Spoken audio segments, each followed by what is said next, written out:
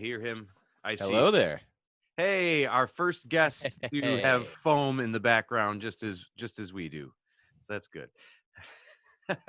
How are you, Josh? I'm good. I'm a little tired, but I'm good. I'm with you, sir. I'm with you.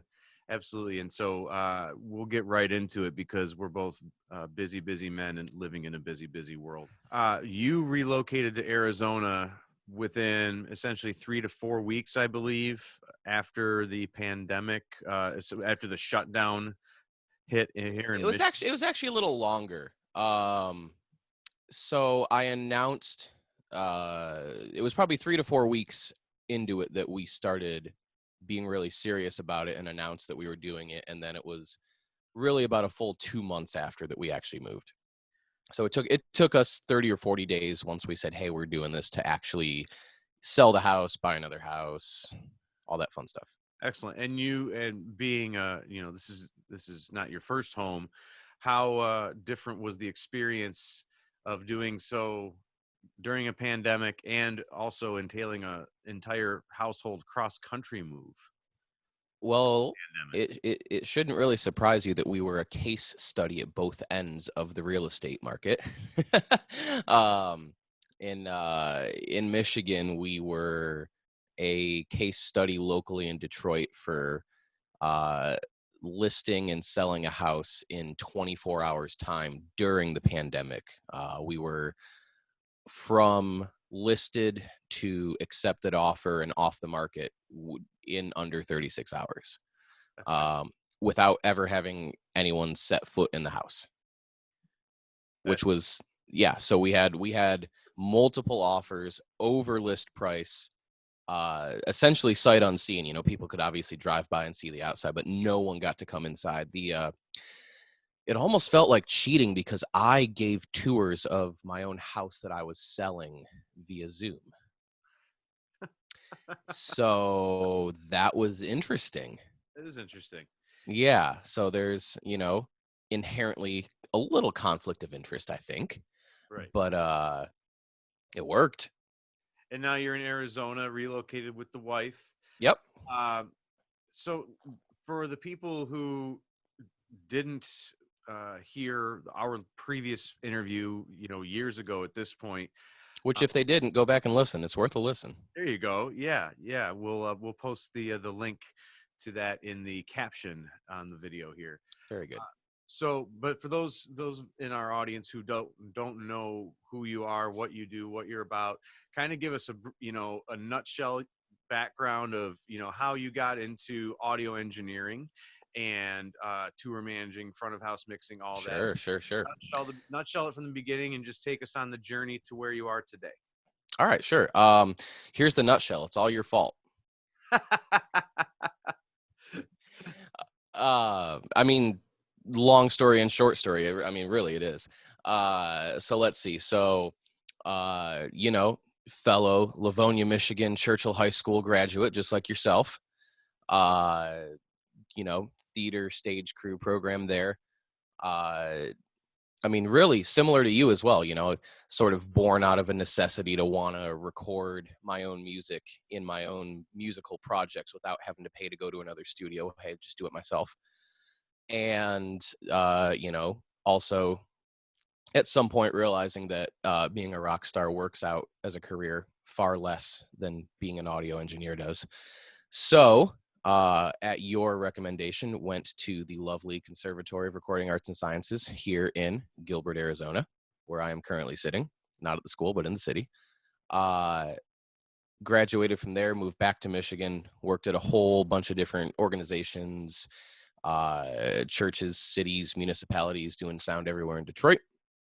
Eventually got a wonderful offer to go on tour with a band called I Prevail, also from Detroit. Did that for 5 years, I guess, and then the whole world shut down. So here we are. There's your nutshell. Right on. And so, I Prevail being your main gig, your main situation. You were on tour with them in Europe when the whole pandemic really came to the forefront. Oh yeah. into the consciousness of our day-to-day lives. So what was that situation like, finding out that there's a global pandemic sweeping the world, and you're far far far from home and Yep. under contract and all these different things and all these obligations? So kind of give us an idea of what that was like to discover that, and what was the fallout from that, immediately, and then long term. None of it was fun.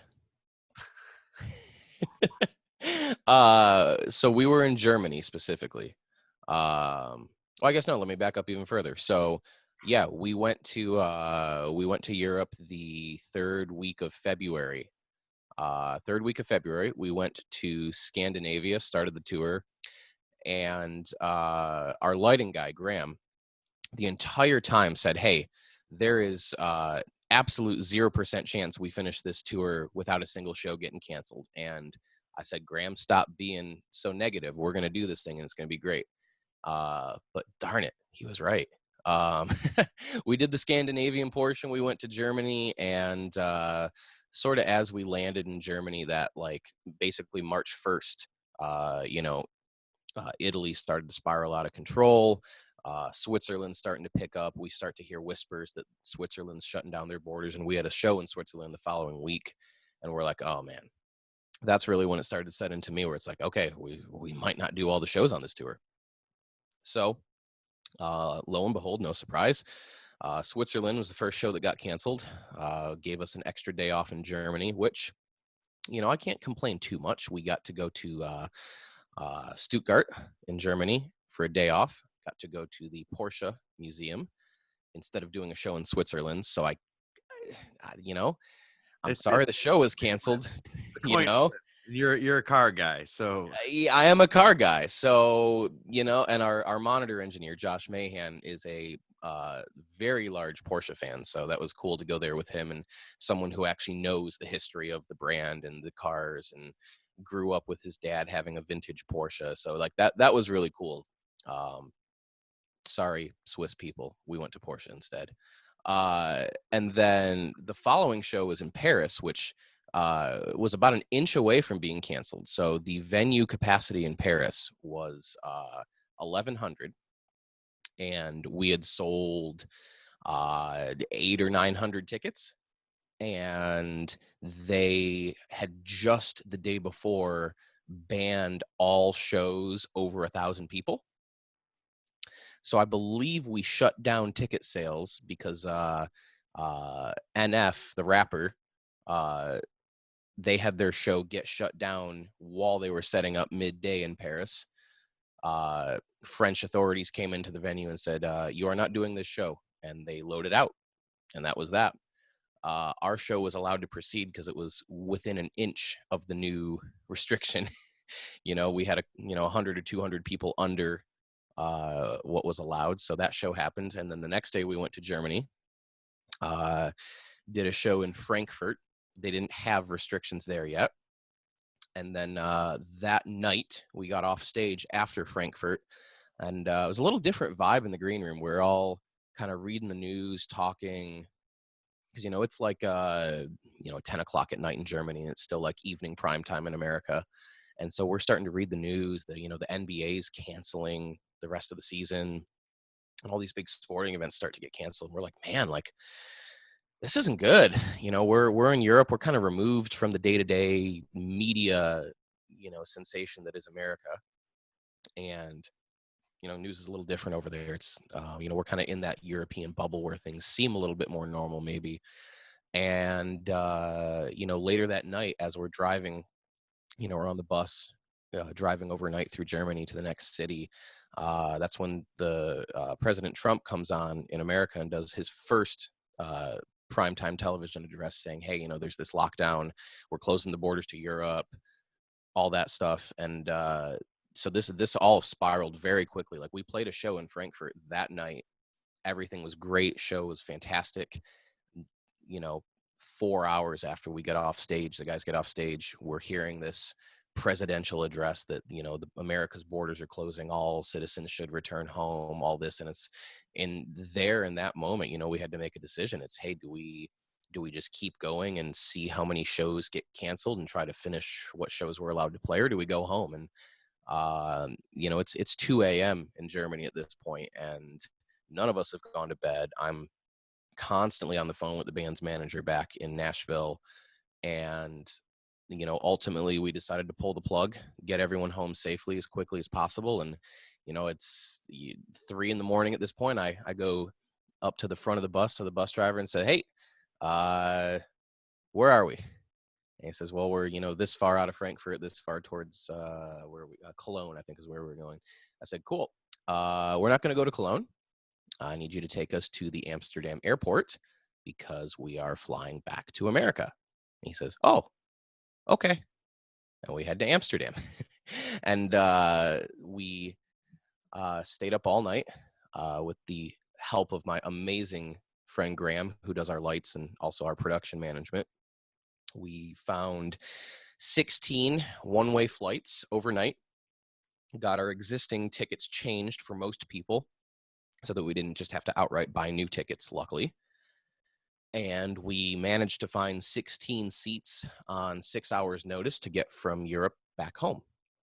So we got everyone back home, and there we sat for 2 weeks because we were, we had just come back from the hot spot at that point in time.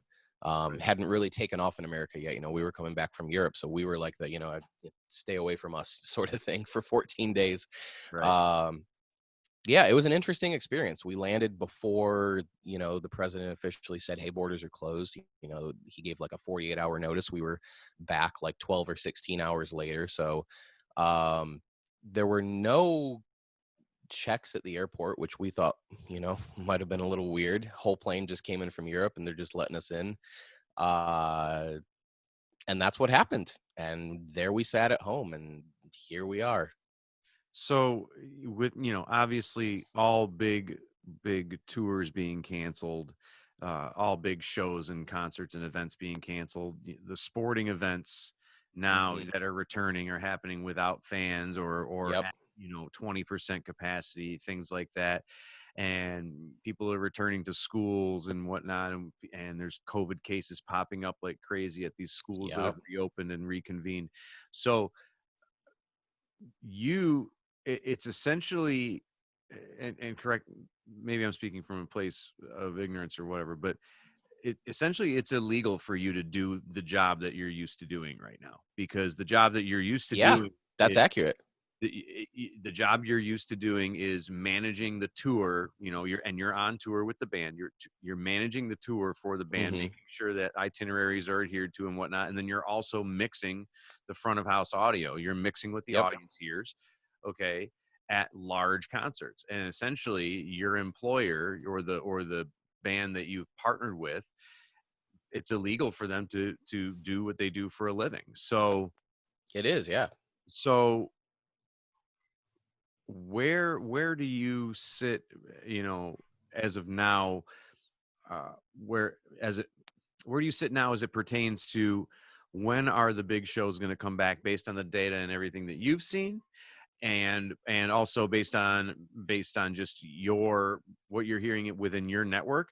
So that's first part of the question. And then second part is, do you think that date is feasible based on the fact that frankly, local and amateur artists insist on putting on shows indoors and not mandating social distancing, masking, things like that? People who don't necessarily do it for a living and do it for the quote unquote fun of it. Right. So two-parter there. That is and the first part is the multi-billion-dollar magic ball question, right? That is, everyone wants to know, hey, when can we do this again?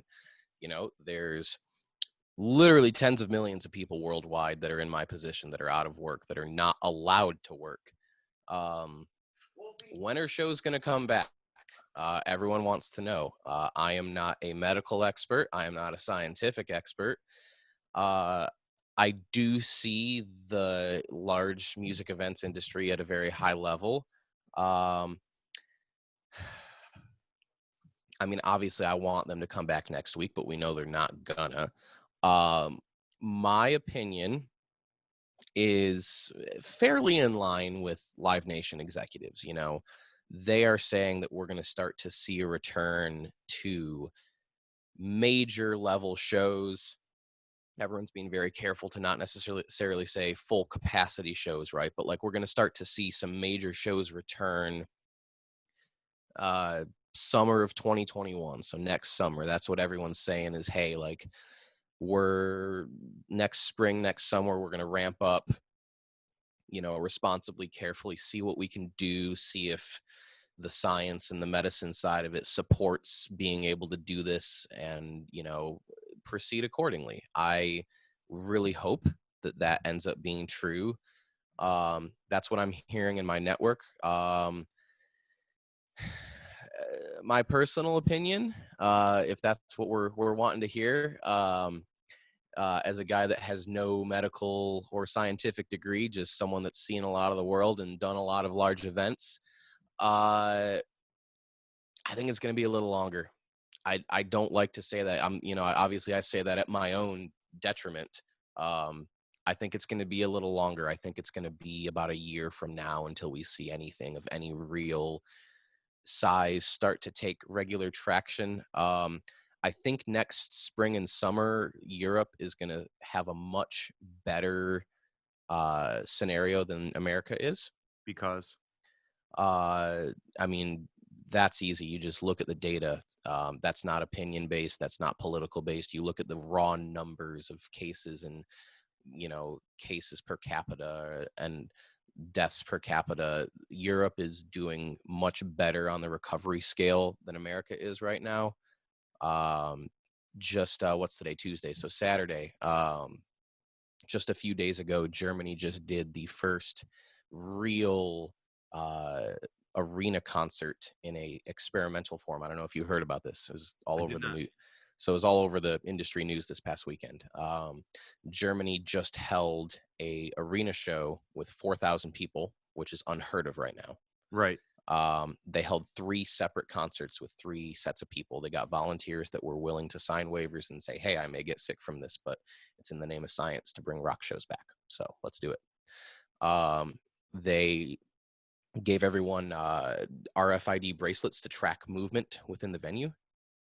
They tested everyone 48 hours ahead of time and made them quarantine for those 48 hours so that they could truly control, hey, if anyone gets sick from this, they did not come in with it, you know. And I actually had a friend of a friend who was there working that show at that arena, and they said as of when they opened the doors to the public, there was only 1 person out of 4,000 that tested positive and was denied entry. All other 3,999 were allowed in because they tested negative. Well, So they gave everyone tracker bracelets so that they could see how people move and interact and just throughout the course of the evening naturally. Of course, they made everyone wear masks. They did a couple different shows with different control variables. One was, hey, let's just make everyone wear masks, and that's the only thing we're going to make you do. Otherwise, go nuts, have fun, go crazy like it's old times. And they used fluorescent disinfectant so that when you put UV light under it, you could identify the most highly touched surfaces and track where people went. They did another one where they spaced everyone 1.5 meters apart, you know, whatever that is, 6 feet, I guess that equates to. And doggone then, metric system. yeah. And then they did another one where it was basically normal, but like, you know, concourses and entrances and exits were much more tightly controlled. And they just did 3 different concerts, experiments of, you know, how does the virus spread? How do germs spread when you have different variables controlled in different ways? And how can we take this data and apply it to what it would look like to come back and do a show in an arena in a safe, responsible way? So I'm very, very excited to see what data and, you know, results come out of that study in Germany. I think they said they're going to be publishing those results sometime in like the next 6 weeks. So Excellent. that particular study out of Germany is really sort of going to make or break everyone's predictions for next year, I think. Obviously, if that study doesn't go well, then, no one wants to talk about that. We're going to be going back to the drawing board for a bit. But if that study does go well, then I think it is very realistic that next year we might start to see shows return potentially quicker than people might think, at least overseas. I think America and I also think Australia are going to be much slower to return than Europe and the rest of the world. So that was part one.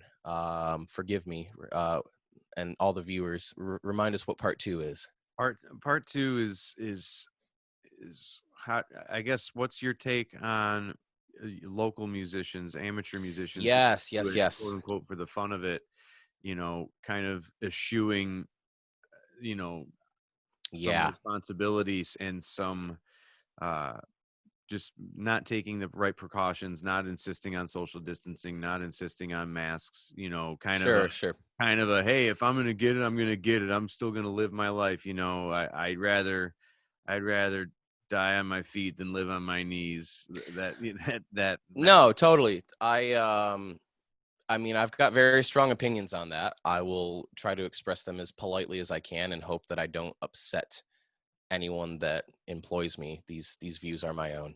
Um, I very, very strongly disagree with that behavior, and it truly saddens and frustrates me to see people doing that. why, I don't like wearing a mask. It's not as comfortable as not wearing a mask, right? No one wants to. It's not like anyone chooses to because it's comfortable. Um, I live in Arizona, which is the number one most mask resistant state in the country. That's the fact of it, that we were the last state in the country to implement a local mask policy. Um, I think people that are putting on shows right now that are not enforcing responsible behaviors, uh, really, they're ruining it for the rest of us. People like me, people like all my friends that were on a bus in Germany with me that night, that are all depending on income from doing what we used to do. uh, you're literally destroying our chances of getting our jobs back anytime soon by holding shows like that. It's disappointing, it's frustrating. And here's the really offensive part. Why are you risking it to go see a local band? They're probably not that good. I mean, I I know people who've had this virus. I've seen the recovery. It's not fun, and a couple 100,000 people went and saw Smash Mouth. So wild, wild, truly Well, wild. our takes are pretty much in lockstep, No and surprise. yeah, no, so I was just gonna say, shocker, shocker. Yeah, yeah. Okay, well, I guess what so what have you done to pivot now that you made the move to Arizona? There Mm-hmm. is no touring going on. What has been your big pivot? What have you done in order to sustain? Because as a self-employed, you know, entrepreneur with your own business, Josh, you, I don't, and correct me if I'm wrong, and we don't need to get too deep here, but you don't W-2 yourself. You're a business owner who deducts expenses before they pay taxes, and you pay Sure. yourself last, that type of deal. So, and your employer is not employing anybody right now, ostensibly. So That's correct. what's the Mostly correct. I won't go into the business details, but yes, fair? mostly correct. So what's the big pivot then, and how are you continuing to thrive and or grow right now? Yeah, so that's the word of 2020, isn't it? Pivot. Um, It's been my word for 5 years. I'm glad people are catching on. Now I got the word. you're always ahead of the trend, John. So you're gonna love this one. I mean, my big pivot is going from live audio to studio audio. Um, just know there's the big reveal. I do studio work now. Um, Not that I didn't before, right? Because like, I mean, not probably 90% of my professional audio career has been live sound. Very little of it has been studio work. Um, there's that hot minute where I ran that studio in Northville. I think you came over there a couple times, cut some drums. Yes, Um, indeed.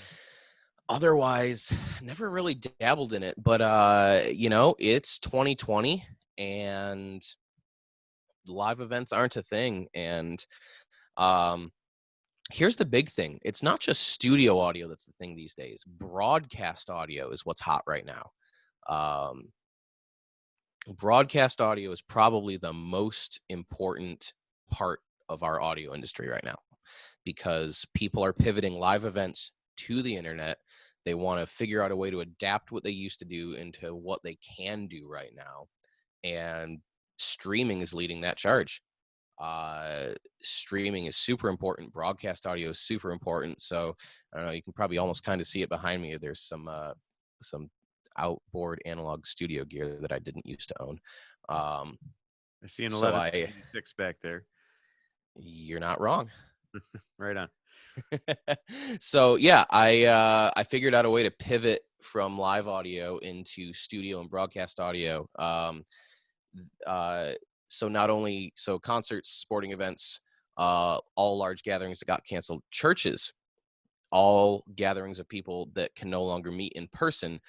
Every church in the world all of a sudden needed to figure out a way, how do we stream our services if we don't already? And there was a lot of churches that didn't already stream their services, or those that were doing it are like, okay, all of a sudden now we have to go from just doing it decently to this is the only thing we're doing and it has to be excellent. So there's a lot of audio engineers, myself included, that very quickly March, April started happening, and we started picking up churches that, hey, we're recording our services, we're mixing it in Pro Tools, during the week, and then it's playing back on Sunday, simulcast as if it's live. I did that. I worked with a couple organizations that said, hey, like, we know you're good at mixing audio. We're going to record our church service with our band playing. We're going to send it to you. You're going to mix it in Pro Tools, send it back to us in like a finished, polished broadcast form as if it's a live broadcast, sync it up with their video. I did a lot of that. I've been doing a lot of that. It's, some churches are starting to meet back in person now, so that's not as much of a thing as it was, but that was, and for a lot of audio guys continues to be, a significant source of income, is mixing broadcast audio for churches, for bands that are putting on their own live stream concerts. I've done a couple of high profile studio projects in a mixing capacity that I'm not allowed to talk about right now because it hasn't been announced to the public. So depending on when this airs, that may or may not have been released.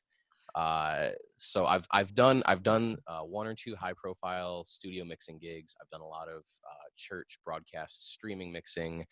That has been my main source of financial stability during this time. For a while, of course, I was on the federal $600 a week unemployment assistance, pandemic unemployment assistance. That was very much a lifeline. And then as a small business owner, I did do the Paycheck Protection Program. A lot of people say the government didn't do anything, they didn't do enough. I mean, what they did certainly helped it. For me personally, what the government offered us made the difference between being able to survive and not, so that was a significant help. Obviously, I'm not making nearly as much as I was when we're, cruising the roads of Germany by night, going from city to city, but, I'm getting by. It's not comfortable, but it's working. So I am cautiously optimistic to the future, I guess. Very good. Very good. So you mentioned going to school at the conservatory and the fact that you're back in Mm-hmm. Gilbert now. You're right around the corner. What would you say has been, one of the most invaluable things that you took from the conservatory? And I'm not talking about audio manipulation wise. I'm talking about just mindset, philosophy, uh, you know, uh, Yeah. work ethic, that type of thing. Which is funny that you specified that, because I was actually going to say what I took most from the conservatory is not anything to do with manipulating audio. That's the truth. It is absolutely the get in there, get it done. No one's going to do it for you. You are responsible for your own success attitude. The sort of career management aspect of the conservatory's curriculum is absolutely so important that I think a lot of people gloss over because they're there to learn how to mix. Um, you know, it's that whole thing that we all go by. It's 5 minutes early is on time is late, and late is fired. Uh, that's what you got to take away from that is, in this world, which is now even more competitive because there's even fewer gigs and still the same amount of people that want them, you really have to separate yourself to be the cream of the crop. You have to absolutely do everything in your power to make sure that you are the absolute best candidate for the job, that you are doing the entire job at 110% excellence. So just that whole get after it mindset, right? You've got to get after it yourself, and only you are responsible for your own success. So I like that, and it's funny the whole only you, and the way that you stress that we're only you. That's two things about that comment. okay. Number one, Brian Burrill, a Yep. instructor of ours at the conservatory, he's the first person who pointed out that I have a Midwest accent, and I asked him, how do you mean I have a Midwest accent? He Yeah. said, you elongate your vowels. And I go, really? And he goes, really? Yeah. So only you. Fair That enough. reminds me. Fair enough. Tony Nunez, another Yep. instructor at Crass. Uh, I remember having I guess let's just call it a critical conversation with him. Okay. And he said something I'll never forget. He said, you are the only person that you have to live with for the rest of your life. Everyone else is in your life because you choose to allow it. And Yeah. that that struck me huge, and that helped me navigate, relationships and whatnot. But it also put the impetus in me of, just as you said, only you are going to get it done. Only you are responsible for you. So I like that. I like that a lot.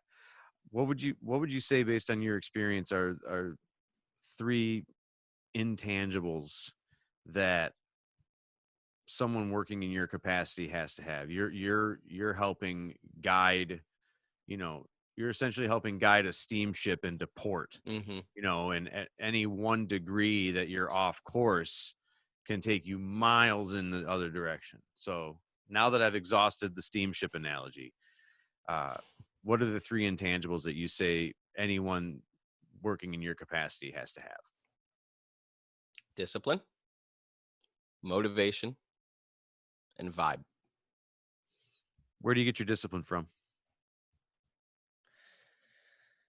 Probably the concept that if I don't wake up and get out of bed and do what I need to do that day,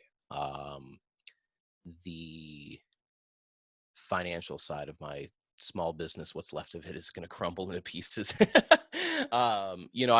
I've made a lot of difficult choices in the last few months. Obviously, relocating across the country is no small choice, pandemic aside. Sure.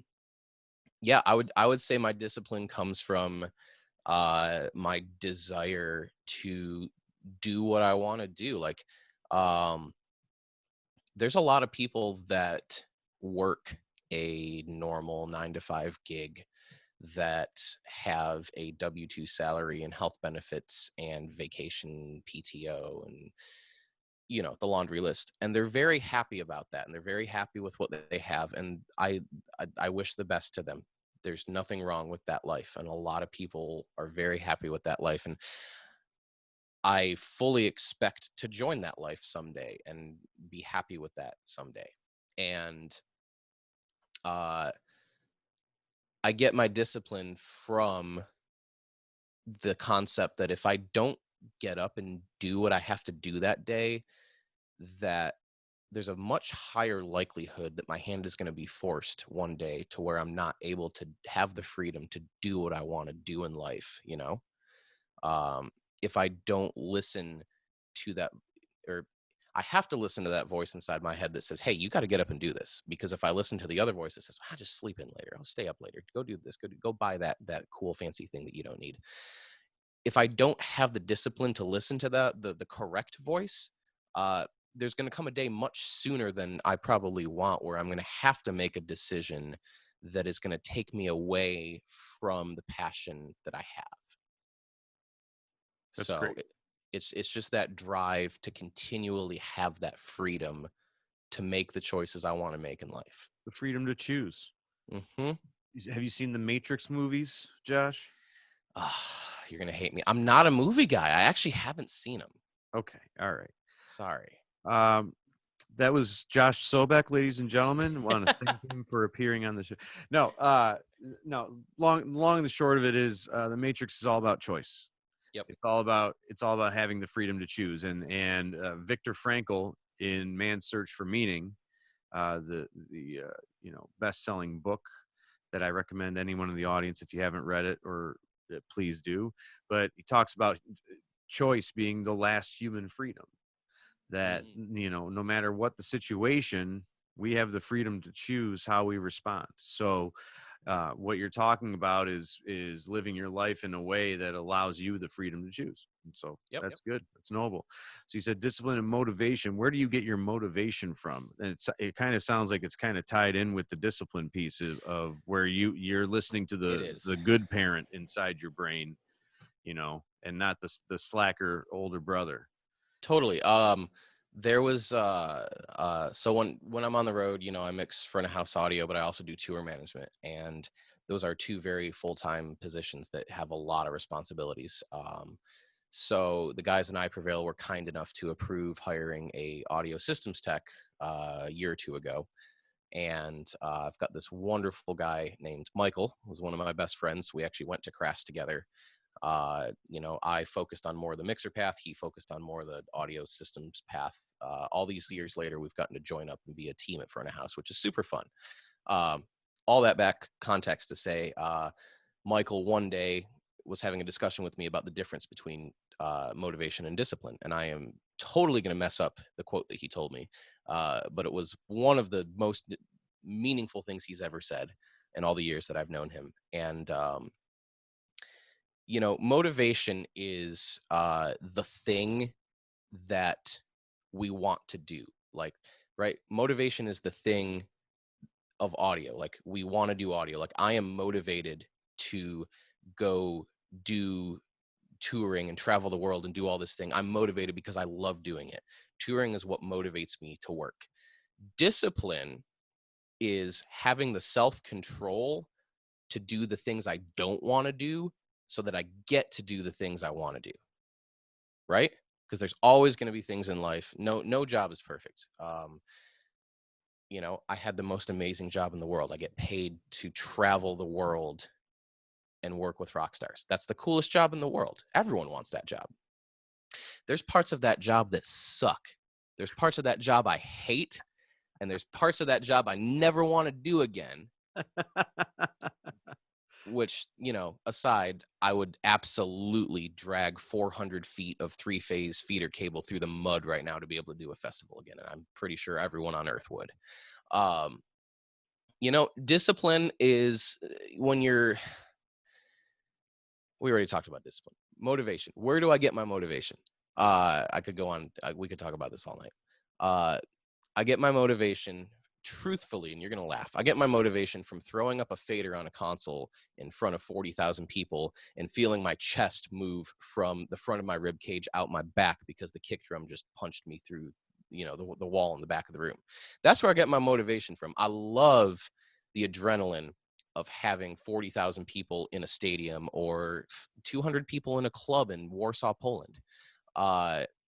It's all the same. It's that adrenaline that you get from people being in a room together. It's the adrenaline you get from hearing the PA react because you're pushing the faders. That's what motivates me, is that feeling that you get when you're doing the thing that truly makes you come alive more than anything else.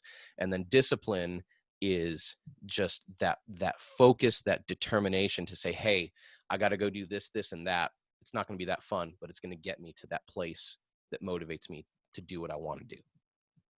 How has it been living without what motivates you for so long at this point? Story time.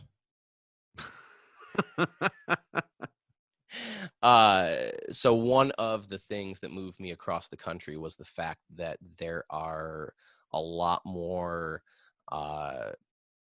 readily available live sound opportunities in the Phoenix area than there are in the Detroit area. Um, Phoenix is actually the 5th largest metropolitan area in America, if you didn't know. So it is just a bigger city than Detroit, so there are more opportunities out here. There are a lot more churches out here than there are in the Detroit area. That's just a cultural thing out here. And it is a culture out here where churches out here have far less volunteers and far more professional paid contractors like myself. Okay. So one of the things I've been doing is, it's no secret, churches are opening up to people and starting to meet again far before live concerts are going to be allowed. That is a First Amendment religious freedom thing, you know? So there are churches in Arizona that are starting to meet in person again. And one of them, a couple months ago, hired me to come in and lead the project of replacing their PA system. And I was able to work with some friends from the touring industry to do so, which was a super fun experience. So for the last 2 weeks, I've actually gotten that feeling because this church has opened up to allowing some people in, obviously in a reduced capacity, socially responsible scenario.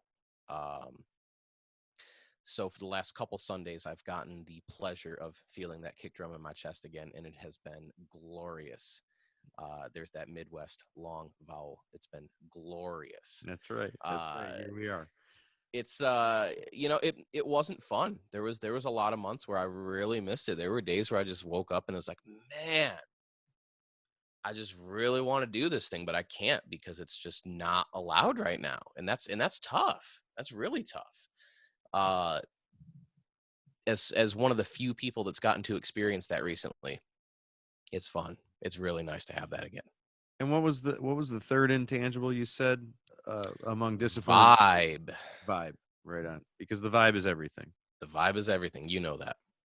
Yes. So, um, how do you maintain your personal vibe in order to influence your professional vibe? What do you have any systems in place? Any holistic routines or a methodology that you subscribe to personally that is either timeless or maybe out of the ordinary that other people could benefit from? Man, that's a really good question. I wish I had a better answer for it. I mean, I'm gonna give you a really terrible, straightforward answer, and I mean, no, I don't. I really try to follow the basics of what we were taught at Crass. You know, it's only you are responsible for yourself. Show up early, do your work, be someone that other people want to be around. Uh, I guess a big part of my vibe is, at the risk of sounding terribly pretentious, just I try to be really good at everything I do. you know, um, Not one pretentious. That's a it's standard. That's heavy it is standard. it's how I get hired for what I do. One of my big mottos recently has been, excellence attracts excellence, but mediocrity repels excellence. So, for example, I want to be a part of projects that other people who are also excellent in the same degree as myself are a part of. I'm going to enjoy way more working with someone that's on the level as yourself or other professional audio guys or musicians than I'm going to get enjoyment out of walking into a room full of people who have just started doing audio for the first time. That's a different experience in itself, and teaching is a separate discussion altogether. But a big part of how I try to craft my vibe is I really, really strongly pursue excellence. I'm always trying to learn new stuff. I'm always trying to stretch myself creatively. I'm always trying to stretch myself technically and be on the leading edge of what's out there technologically and creatively, follow the trends. Um, well, observe the trends, not necessarily follow them, I guess, right? Um, and just really, really follow excellence and really just do what makes sense, which is the worst answer to a student that you can give. Just do it. Duh. No, that's good. And even though we have a fundamental, somewhat formal education in audio Hmm. engineering, I'm sure that you can attest to the fact that you learn more, doing both pre and post formal Hmm. education. You've learned more by doing and by experiencing and by simply being an engineer. The fundamentals help, and Absolutely. No, having absolutely. that foundation is good, but taking it to the next level and really understanding the impact that you're able to make, you're not able to see that until you and experience that until you get out and you're actually doing it. So Yeah. No, it's you're right. And, it's we've both said, as far as craft goes, the education, it is a formal education. You and I both knew a lot coming into that education. But I think you and I would both agree that the 20% we didn't know was worth 100% of the tuition. yes, I say that to people, I all the time. I say what I learned about gates, EQs, compression alone was worth the price of tuition. Just Hmm. mind-blowing things there.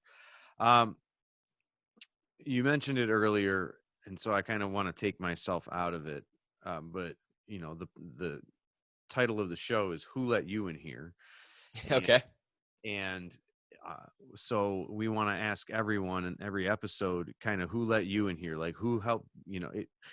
It's kind of who but It is. it's more about relationships. It's not just simply I know Hmm. this person, therefore I already have a leg up. Okay, you can know somebody, but if you don't have a relationship with them, or they don't believe in you, that there's not going to be a help there. So who let you in here? Who's the person that helped you go to the next level in your career more than anyone else? And again, I want Oh to take boy. myself out of it for fear of the audience thinking I'm just fishing. um, I don't know that it's one person. Um, because I feel like if I say one person, five other people are gonna say, "Well, I did just as much." Um, okay, so you removed. I'm gonna say I've got to say that just the band I Prevail. I know that's a really simple, obvious answer, but here's the thing. Um, at the core, it's uh really at the core, it's the two dudes that really drive the band forward from a creative standpoint and from a business standpoint. So Brian, the lead singer, Steve, the lead guitar player. So Brian and Steve. Okay, so there you go. I got it down to two people. Um, so who let me in here? Brian and Steve absolutely have continuously given me opportunities and pushed me into situations that I had no business being in. Um, I wanted to go on the road as a front of house guy. They said, "Well, we need a tour manager too." I said, "Okay, sure, let's go." I had never done it. I had no idea what I was doing. They graciously gave me the opportunity to be in charge of them. uh, got me a mentor who had been doing it for a while. Who was that? Okay, so here's the third person that let me in here. His name's Eric Rogers. He is a very highly respected audio engineer in the music industry. His credits include Godsmack, uh, Dustin Lynch. So right there's hard rock to country. So he's done it all already. So Godsmack, Apocalyptica, Dustin Lynch. I think he worked with Avenged Sevenfold for a hot minute. Like he is a very highly respected mixer in the industry. He was my tour management, touring music industry guru who I had access to him 24/7. Our first tour, anytime something went wrong, I just called Eric and said, "This is what I did. How do I fix it?" And every time he got me through the situation, explained why I got in there, what I should do different next time. A lot of times he was really nice and polite about it. Some of the times when it was just plainly dumb, he was like, come on, like, you're stupid. Why'd you do that? And he wasn't so polite about it. And I learned from those moments, which was fun. So Brian and Steve from I Prevail, Eric Rogers, those are the three guys that really took me from someone who knew what I wanted to do but hadn't done it and hadn't figured out how to do it, to putting me in situations where, yeah, I'm in charge of a tour that's playing for 40,000 people tonight. Let's go, you know? And a lot of people are now looking up and asking me advice like, hey, how do I start being a tour manager? How do I get on the road for the first time? And without those three people, I certainly would never have gotten to the position that I'm in. What's next for you? That's an interesting question to ask anyone in 2020, isn't it? I mean, what's next for me really kind of depends on where the world goes and what the universe throws us in the next year or two, right? So it could be a whole lot more touring the world with I Prevail. It could be a whole lot more sitting in Arizona working for studios and broadcast gigs and enjoying 100-degree weather year round, you know? It's probably one of those two paths, or it could be something entirely different. That is the beauty of having motivation to do audio, discipline to stay on top of being able to do what I want to do, and having the vibe of, for whatever reason, people want me around, right? See how he ties it How's back that for an in answer? there, folks. That's good. Ties back in the intangibles. Well, that's great. Obviously, I'm very proud of you. Well, thank you. And I'm very, very pleased that we were able to carve out some time. It's hard to wrangle our schedules together, but every time It we is. do, it's always like we've been hanging out all week or something. So, Absolutely. thanks again for taking the time to do this. And who's to say, maybe we do another round of this in a couple of weeks or a few weeks for a part 2 or something, because there's a lot more I'd love to ask you. And I know that Steve would also love to ask you as well. Sure. Big ups to Steve. He's got that back surgery going here. So anyway, much love, take care, and thank you for taking the time again to do this. Appreciate it, Yes, Josh. sir. Thanks for having me, John. I'm sure I'll be talking to you soon. Lovely.